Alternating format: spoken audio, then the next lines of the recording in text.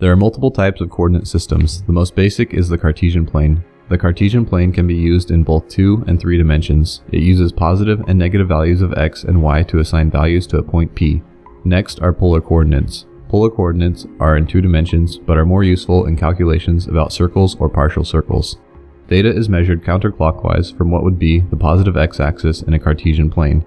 R is the radius or distance the line stretches from the origin to the point P we want to assign coordinates to. To convert polar coordinates written in the form r theta, 3 conversion factors can be used.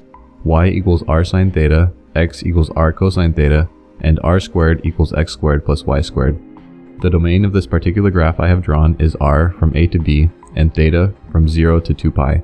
One of the most innovative aspects of using polar coordinates is how easy it can be to convert circular shapes to a simple box. In this graph, the x and y axes have been replaced by r and theta axes respectively. It is much easier to visualize and calculate the area of this graph. Next are cylindrical polar coordinates. These are similar in every way to polar coordinates, except there is now a height added in units of z. Z is positive above the xy plane and negative below it. The coordinates are assigned in the order r, theta, z. The conversion factors for cylindrical polar coordinates to 3-dimensional Cartesian coordinates are z equals z, x equals r cosine theta, and y equals r sine theta. The range of values for r is 0 to infinity, theta from 0 to 2 pi, and z from negative infinity to infinity.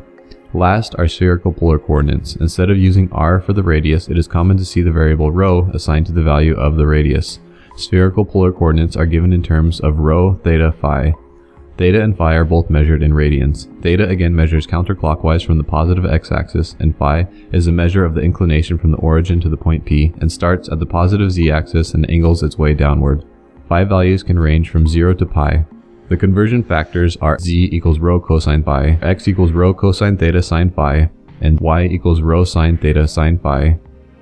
The most important part to remember from this are the conversion factors. Y equals r sine theta, x equals r cosine theta, and r squared equals x squared plus y squared.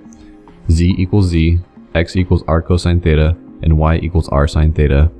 And z equals rho cosine phi, x equals rho cosine theta sine phi, and y equals rho sine theta sine phi.